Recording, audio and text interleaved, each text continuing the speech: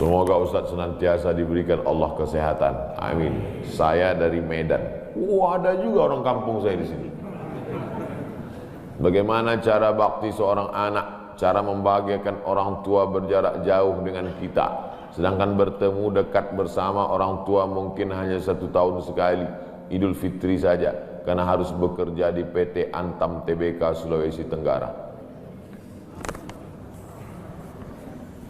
Ada sesuatu yang tak bisa kita bayar dengan uang. Tak bisa dibayar dengan uang. Yang bisa merasakan ini orang yang orang tuanya sudah meninggal. Yang masih hidup tak bisa. Lam ya'rif man lam yadhuq. Yang tak pernah merasakannya tak bisa menceritakannya. Karena tak bisa dirasakan.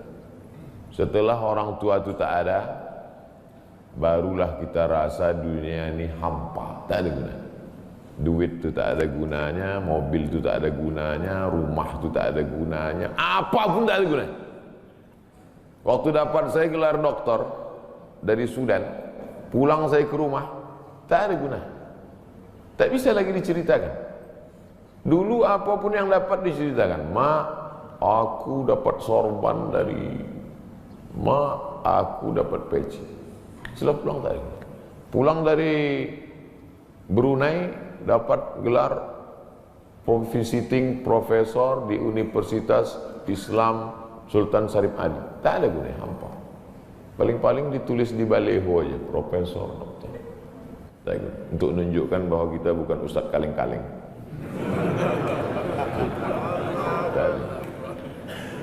Nanti setelah dia tidak ada, barulah kau cari mana kain yang pernah dia pakai dulu, mana sajadah yang dulu dia pakai waktu sholat, di mana dia dulu sering duduk.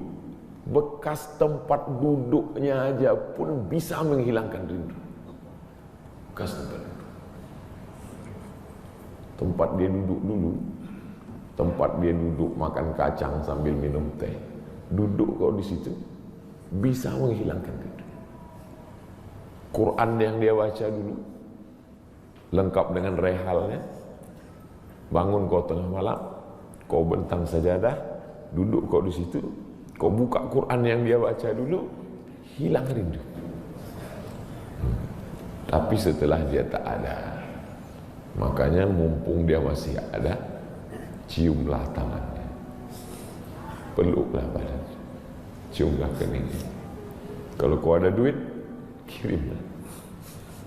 Tak bisa, karena cari makan jauh Pak Ustaz, mesti terbangun dari Sumatera sampai kemari. Apa boleh buat? Memang begitu kondisi ekonomi kita sekarang. Allah tidak marah, tapi kalau kau mampu, kirimlah. Siapa orang yang kira-kira bisa digaji, dibayar untuk memasakkan dia di rumah? Berkirimlah.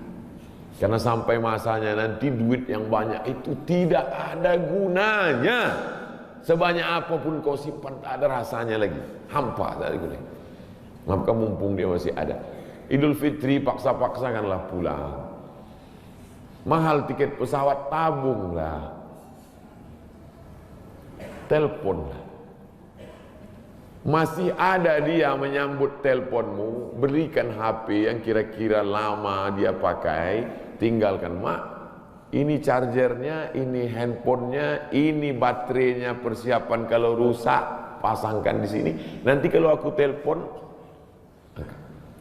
sampai masanya nanti handphonenya berbunyi tapi tak ada yang angkat. Selagi dia masih ada, senangkanlah hatinya. Kirimkanlah kain. Kain itu tidak akan dia pakai, tapi insya Allah menyenangkan hati dia. Ketika hatinya lapang, lapang rezeki. Ketika hatinya senang, senang hidup. Tapi kalau sudah hatinya sempit, meleleh air matanya rindu karena tak pernah kau telepon, disitulah awal azab Allah datang. Kau akan berenang dalam kesengsaraan. Mudah-mudahan Allah mengampuni dosa kita semua, dosa ibu bapa. Ala hazihi niyah al-Fatihah. A'udzubillahi minasyaitonir rajim. Bismillah. Alhamdulillah rabbil alamin. Arrahmanir rahim. Maliki yaumiddin. Iyyaka na'budu wa iyyaka nasta'in. Ihdinas siratal mustaqim. siratal ladzina an'amta 'alaihim ghairil maghdubi 'alaihim waladdallin. Amin. Rabbana ighfir lana dzunubana, ampunkan dosa kami ya Allah. Wali abaina, ayah kami ya Allah. Melepuh kulitnya untuk menyekolahkan kami, tak dapat kami balas budi baiknya ya Allah. Wali ummahatina, ummah kami, 9 bulan 10 hari kami dikandungnya, 2 tahun kami disusukannya, mengalir darahnya dalam badan kami, tak dapat kami balas. Tak dapat kami balas kebaikannya, sekali teriakannya saat mengeluarkan kami ke alam yang fana ini. Tak dapat kami balas kebaikannya ya Allah. Kalau dia masih hidup, sahih jasadaha, sihatkan badannya. Qawi imanaha, kuatkan imannya. Ar-rahmazuk hal istiqamata, berikan dia istiqamah dalam iman dan Islam. Kalau dia sudah meninggal dunia, lapangkan kuburnya ya Allah. Nawwir qabraha, terangkan makamnya ya Allah. Allahumma ja'al qabraha radatan min riyadil jinan, jadikan kuburnya salah satu dari taman-taman surga. La taj'al qabraha hufratan min hufarin niran, jangan jadikan kuburnya salah satu dari lubang neraka ya Allah. Allahumma ja'al abana'ana barina liwalidiha, jadikan anak-anak kami anak-anak yang berbakti kepada orang tua. Allahumma hafazhum min kulli su' wa syarr, jaga anak-anak kami dari segala perbuatan maksiat dan dosa ya Allah. Rabbana zalamna anfusana, kami sudah banyak buat silap salah dan dosa. Wa illam taghfir lana, kalau kau tidak mengampuni dosa kami, wa tarhamna, kalau kau tidak merahmati kami, lanakunanna minal khasirin, sudah lama kami jadi orang-orang yang rugi. Allahumma ja'alna minat tawabin, jadikan kami orang yang bertaubat di bulan mulia ini ya Allah. Wa ja'alna minal mutatahhirin, jadikan kami orang yang mensucikan hati. Wa ja'alna min ibadikas salihin, jadikan kami hamba-hambamu yang salih. Allahumma ja'al akhira kalamina inda intihai ajalina, kalau ajal kami sampai, malaikat maut tiba mencabut nyawa kami, jadikanlah yang terakhir keluar dari mulut kami la ilaha illallah Muhammadur Rasulullah SAW. Kalimatu haqqin alaiha nahya, dengan itu kami hidup. Wa alaiha namutu, dengan itu kami mati. Wa biha nu'asu, dengan itu kami nanti akan dibangkitkan di padang mahsyar. Rabbana atina fid dunya hasanah wa fil akhirati hasanah wa qina adzabannar. Wa sallallahu ala sayyidina wa maulana Muhammad wa ala alihi wa sahbihi wa sallam. Walhamdulillahi rabbil alamin. Siapa Tuhan yang Maha Esa yang dimaksud oleh uang? Saya lihat dulu uang. Di mana ditulisnya Tuhan Maha Esa di dalam uang?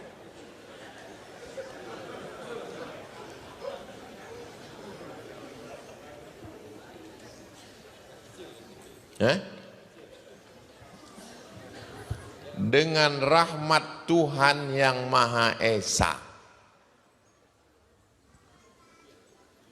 Siapa yang dimaksudnya di situ? Penjelasan dari Pancasila, sila pertama ketuhanan yang Maha Esa, ada di dalam preambul pembukaan Undang-Undang Dasar 1945, atas berkat rahmat Allah yang Maha Kuasa dan keinginan luhur bangsa Indonesia dengan ini menyatakan kemerdekaannya. Tuhan Maha Esa dalam Pancasila itu penjelasannya adalah Allah dalam pembukaan Undang-Undang Dasar 1945. Dalilnya adalah Qul huwallahu ahad. Jelas? Yang enggak jelas berarti belum sarapan. Jika ia adalah Allah yang Maha Kuasa sebagaimana dalam pembukaan Undang-Undang Dasar 45 dalam alinea ketiga, maka bagaimana mungkin Tuhan dijadikan dasar pengeluaran uang sedangkan dikelola oleh sistem fractional reserve atau sistem riba oleh bank, lalu beredar ke masyarakat mengikuti kontrol sistem tersebut. Bagaimana Muslim menggunakan uang-uang tersebut? Begini ceritanya. Dulu yang dijadikan sebagai alat tukar menukar tidak ada uang, tapi pakai sistem barter. Barter Pak Ustadz, terserah mau barter mau barter. Saya orang pantai punya ikan, tapi saya tidak bisa menanam padi. Orang gunung menanam padi, maka kami ketemu antara ikan dan padi. Padi di gunung, ikan di pantai, bertemu di dapur juga. Akhirnya kita pun barter, ini ikan, ini padi. Begitulah nenek moyang kita dulu. Sampai akhirnya datang Islam, Islam membawa uang. Uang emas namanya dinar, uang perak namanya dirham. Akhirnya pun kita tukar menukar. Lihatlah koin-koin emas yang ditemukan digali di tanah, koinnya tertulis La ilaha illallah Muhammad Rasulullah. Dengan perubahan zaman, maka lalu kemudian terjadi perubahan. Emas tidak lagi beredar di tengah jalan, kecuali Mas Parno, dan mas lainnya. Emas tidak boleh beredar lagi sebagai alat tukar karena sesuatu dan lain hal. Akhirnya negara boleh mencetak pengganti emas dalam bentuk kertas sesuai dengan kadar emas yang ada di negara itu.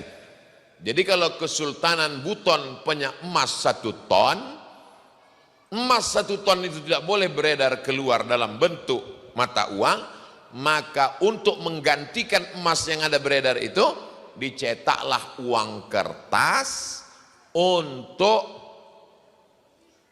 sebagai nilai ganti terhadap emas. Paham? Jadi kalau 1 gram emas itu sekarang 1 juta sekian, tapi karena kita udah lama kenal 1 juta aja lah. Kebetulan di rumah saya ada uang 10 juta, maka saya boleh mengeluarkan uang sebanyak 10 lembar, per lembarnya 1 juta. Sebetulnya nilai kertas itu tidak ada, tapi dia sebagai pengganti uang yang ada di dalam brankas saya, sebagai nilai ganti. Sampai akhirnya Amerika mencetak kertas lebih banyak daripada emas yang ada di Amerika. Kertasnya lebih banyak. Tapi karena dia negara adik kuasa, akhirnya yang dipakai yang salah. Walaupun Amerika itu salah, tapi karena dia kuasa, akhirnya dia yang diikut. Akhirnya negara boleh mencetak kertas sebagai ganti emas. Ini cerita tentang sejarah duit kertas. Saya sudah ceritakan tadi 3 fase. Dari mulai barter, naik ke emas, emas diganti dengan kertas sesuai kadar, sampai pada level yang keempat, kertas dicetak walaupun nggak ada emasnya. Lalu kemudian yang nanya ini nggak setuju. Nggak setuju dia kalau kertas ini sebagai nilai tukar. Lalu kemudian kalau tidak setuju kertas sebagai nilai tukar, lalu kamu mau pakai daun. Kertas ini sebagai nilai tukar. Tapi kemudian bahwa yang menetapkan di Indonesia pakai rupiah, sampai ke Saudi Arabia pakai rial, sampai ke Mesir pakai pon, sampai ke Maroko pakai dirham. Itu ulama-ulama semua. Jadi kalau antum bilang yang mengeluarkan uang kertas ini riba masuk neraka, berarti yang masuk surga cuma antum sendiri. Bayangkan ulama sebanyak-banyak ini, Al-Azhar 1000 tahun lebih di Mesir, berarti bodoh semua ulama Azhar itu. Maka mesti dipahami bahwa duit kertas ini sebagai nilai hanya untuk transaksi tukar menukar. Tapi sebenarnya nilainya bukan pada kertas itu. Sebagai contoh, kalau antum punya uang 10.000 1 lembar, tapi pada zaman Presiden Soekarno, sekarang masih laku sebagai nilai tukar? Tidak, dia hanya sebagai alat untuk souvenir, untuk kenang-kenangan, tapi sebagai alat tukar sudah tidak bisa lagi. Kita sepakati bahwa uang yang kita pakai sekarang itu yang ditetapkan negara sebagai alat tukar untuk supaya kita tidak gelai gara-gara masalah barter dalam masalah, untuk memudahkan kita bertransaksi. Maka sepakatlah umat di seluruh dunia ini, termasuk umat Islam dan para ulamanya. Apa bodoh semua ulama di Saudi Arabia, para alim ulama, ulama yang ada di Yaman, Habib Umar bin Hafiz, wali-wali Allah, mereka pakai duit kertas. Nah, ini tentang masalah uang kertas sebagai nilai tukar. Bismillahirrahmanirrahim. Assalamualaikum Ustaz. Waalaikumsalam. Apa tips cara meraih kesuksesan yang berkah di masa muda?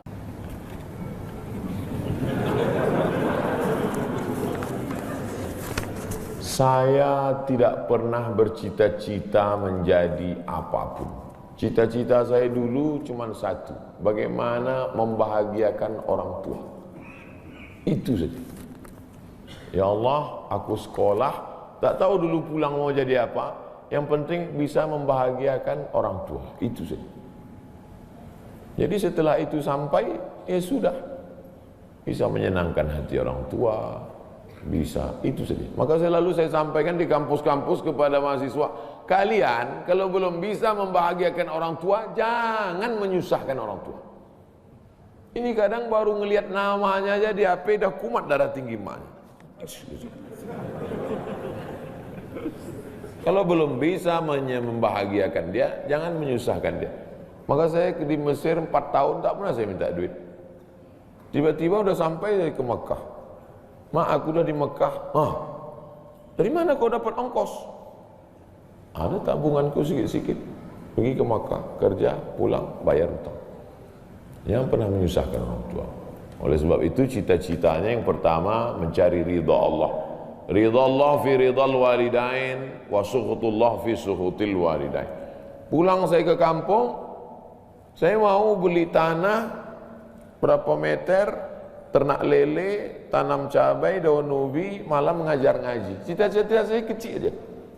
Tak ada cita-cita mau jadi ustadz viral disambut di airport, tak ada.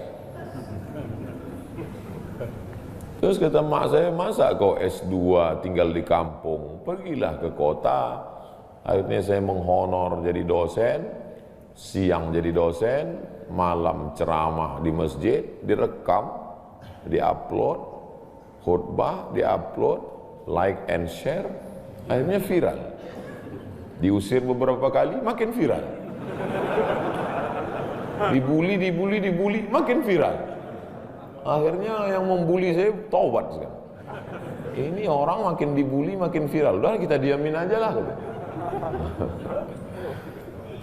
Itu semua itu kerja kita atau kerja Allah? Kerja Allah. Kerjakan kerja kita, urusan Allah, biar Allah yang ngurus. Kita hidup ini sama macam bawa pancing.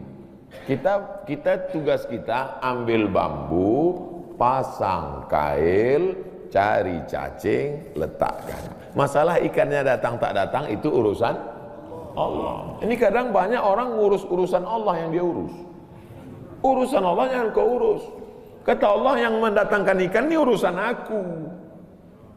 10 pancing pasang, itu urusan kita. Tarik pancing 1, cacingnya hilang. Cari pancing 1, kailnya hilang. Cari pancing 1, talinya hilang. Yang ke-10, bambunya hilang. Marahkah kita? Tidak. Karena urusan kita sudah selesai. Serahkan urusan Allah. Pulang ke rumah, rupanya Allah mau kasih kita bukan ikan mentah, tapi ikan masak.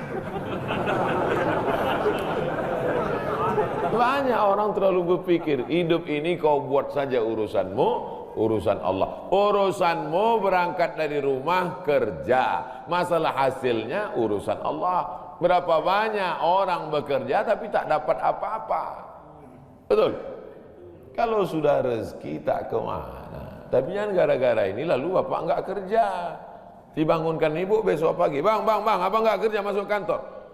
Urusan Allah. Kalau ada suami ibu seperti itu, ibu jangan marah, biarkan aja. Nanti jam 12 dia bangun, dia lapar, dia tengok, mana makanan? Ibu jawab, urusan Allah. Harus ada usaha dan ikhtiar. Pertama, niat cari ridha Allah. Kedua, senangkan orang tua. Ketiga, berusaha. Setelah itu, tawakal Allah. Hidup jangan susah. Hidup sudah susah, jangan bikin susah. Hidup sudah pahit, jangan minum kopi pahit. Saat ini sedang viral tentang nikah beda agama yang disahkan oleh pengadilan negeri. Sementara fatwa Majelis Ulama Indonesia mengharamkan pernikahan beda agama. Bagaimana pendapat Pak Ustadz tentang pernikahan beda agama? Bukan pendapat saya, tentang dalam Al-Quran. La tankihul musyrikina hatta yu'minu. Jangan nikahkan anak perempuanmu dengan laki-laki yang musyrik sampai mereka beriman. Wal abdun mu'minun, hamba sahaya kalau dia beriman khairun, lebih baik min musyrikin, daripada orang musyrik.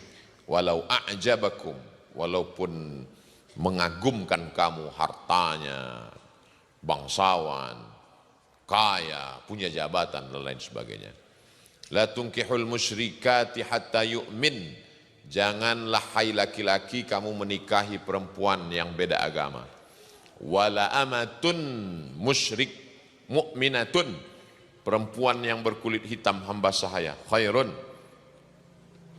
min musyrikatin. Wala amatun mu'minatun, perempuan yang hamba sahaya berkulit hitam miskin susah melarat khairun, lebih baik min musyrikatin, daripada seorang perempuan yang berbeda agama.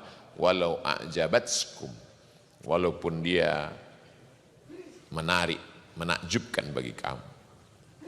Bapak-bapak, ibu-ibu, jaga anaknya.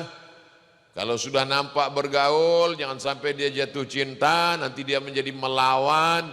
Semua berawal dari percikan-percikan api di lalang yang kering, cepat padamkan. Siapa itu?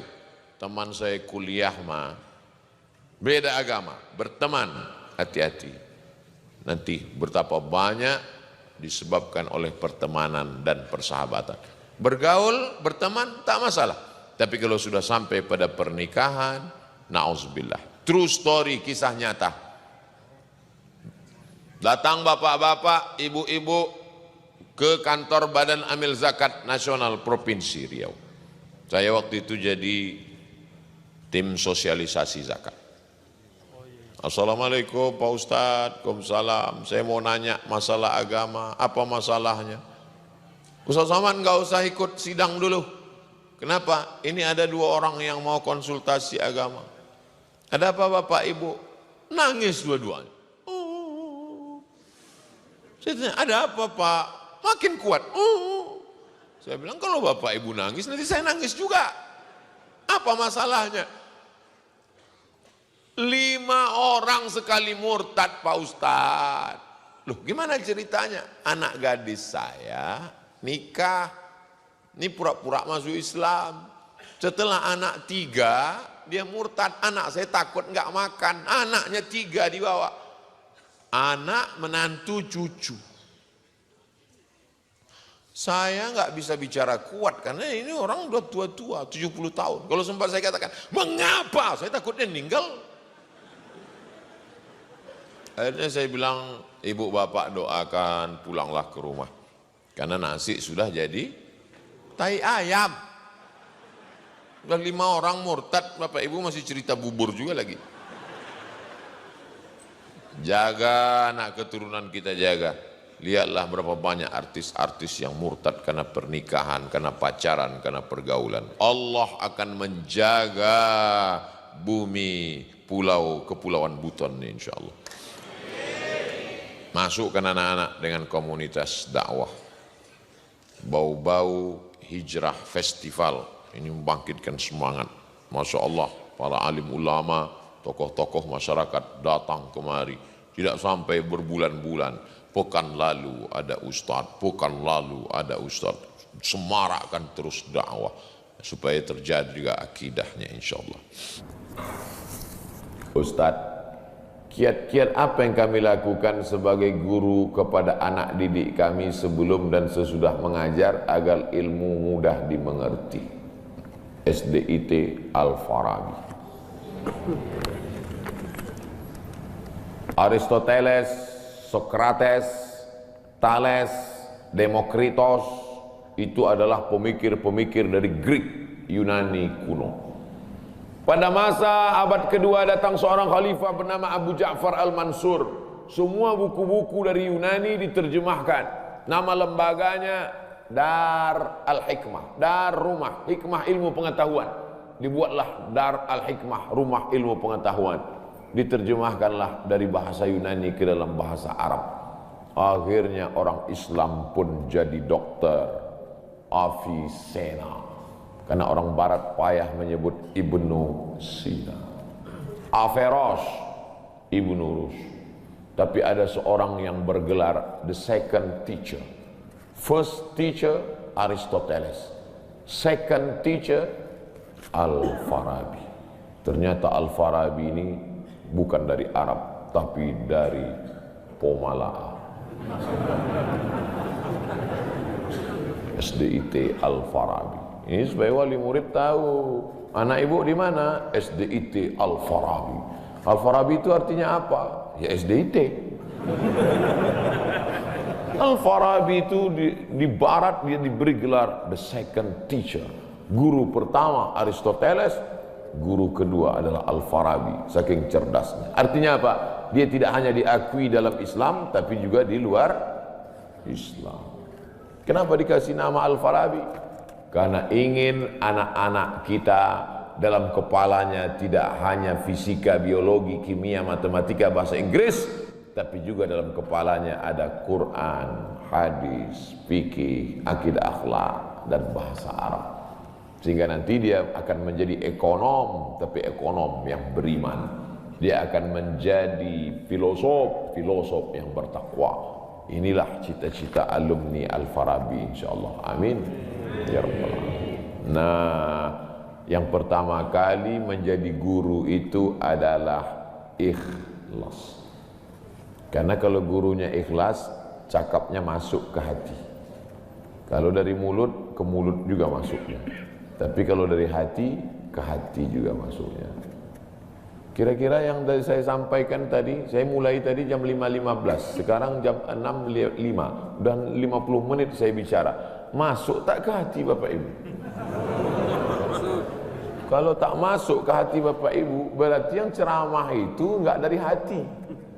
Dari mulut ke mulut juga masuk. Jangan sampai ke mulut pun tak masuk. Nauzubillah.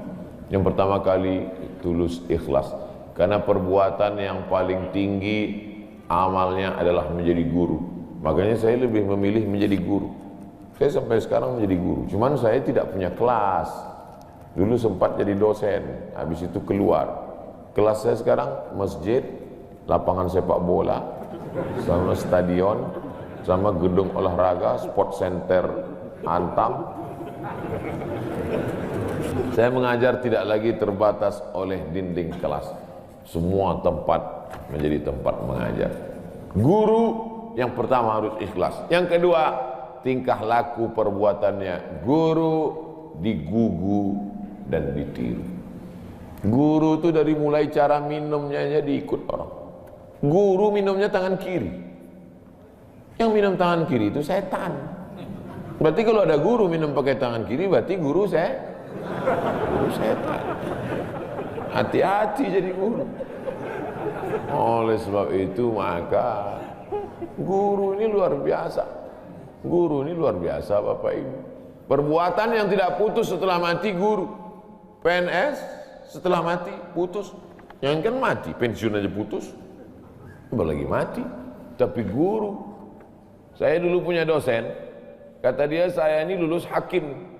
Tapi kemudian saya tinggalkan hakim, saya pilih jadi guru. Kenapa gitu Pak dosen?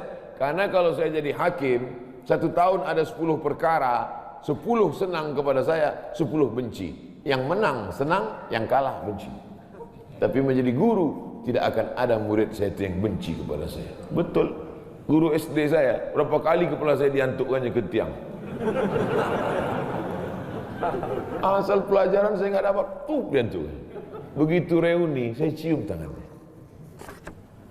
Saya nggak sakit hati, ingat aja dikit.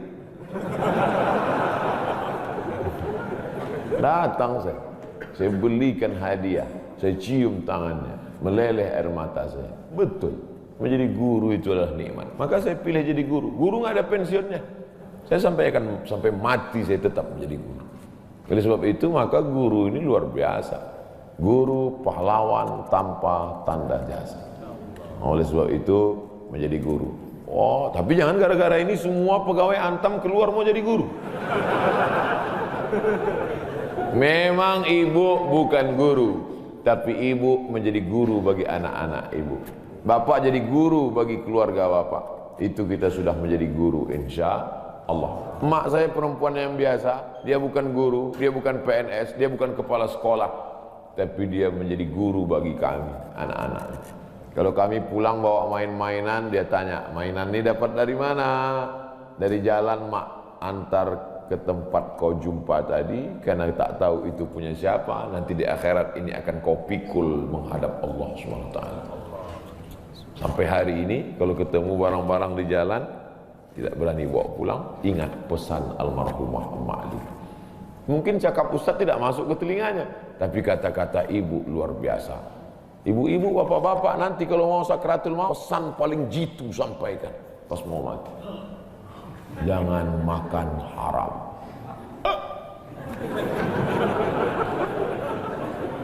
Luar biasa itu, mereka berkesan. Sampai anak cucu akan mereka sampaikan. Nenekmu dulu ketika mau mati pesan terakhirnya, jangan makan haram. Baru sebut la ilaha illallah. Pertama, ikhlas.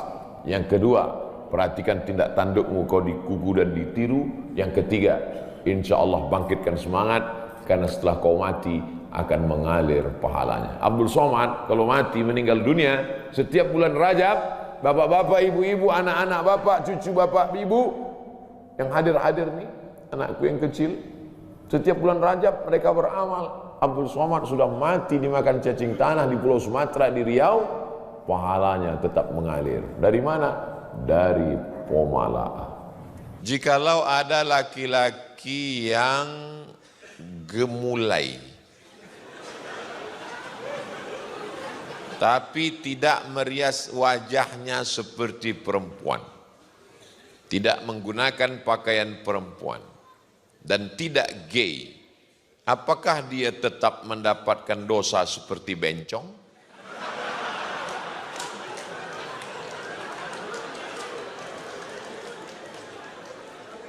La'anallahul mutasyabbihin minar rijal bin nisa. Allah melaknat laki-laki yang menyerupai perempuan.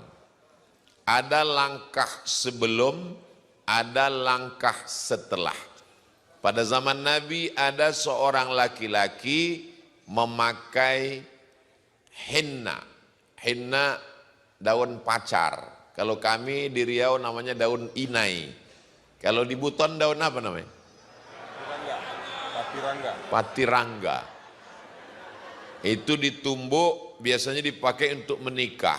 Di zaman Nabi itu untuk perempuan, laki-laki enggak pakai.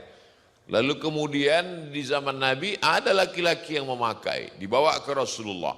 Kata Rasulullah, asingkan dia ke satu tempat bernama Naqi. Tempat pemakaman Baqi. Tempat pengasingan Naqi. Asingkan. Karena ini bisa menular. Itu lemah gemulai itu kalau kita berteman lama-lama bisa menular. Maka dia mesti diasingkan. Dia mesti dikarantina. Tapi jangan satukan dengan karantina COVID. Tapi kalau dia sudah sampai pada tingkat melakukan hubungan homoseksual, maka ada hukuman yang jelas. Man wajadtumuhu ya'malu amala qaumi Lut, kalau kamu dapati ada orang yang tertangkap melakukan perbuatan umat Nabi Lut, nama kampungnya Sadum, perbuatannya disebut dengan perbuatan orang Sadum. Maaf, itulah dia Sodom. Perbuatan orang Sadum, sodomi. Maka dinaikkan bagian kerak bumi ke atas, yang atas turun ke bawah. Ja'alna 'aliyaha safilaha, kami jadikan bagian atas turun ke bawah, yang bawah naik ke atas. amtarna alaihim, kami hujani mereka, bihijaratim, dengan batu, min sijilim mandud, dari api yang terbakar. Akhirnya mereka pun mati bergelimpangan. Salah satu contohnya adalah kaum homo yang membeku jadi batu di Pompei. Nah, ini semua menjadi iktibar pelajaran. Kalau dia tidak memakai pakaian perempuan, tidak memakai aksesoris perempuan, tidak operasi kelamin, dan dia tidak homo, seperti pertanyaan, hanya dia gemulai saja. Nggak tahu entah kenapa dia gemulai. Mungkin terlalu banyak makan cendol, sehingga dia seperti tak bertulang. Dia nggak apa-apa, tidak ada hukum bagi dia, karena dia tidak melakukan dua. Pertama, tidak menyerupai perempuan dan tidak melakukan hubungan seksual sejenis. Nah, ini penting kita jaga. Makanya saya yakin dan percaya anak-anak muda di Pulau Buton tidak akan melakukan itu, karena masyarakat Buton ini masyarakat yang gagah dan perkasa. Seandainya orang Buton ini lemah gemulai, mana mungkin bisa bangun benteng terbesar di dunia, mengangkat batu.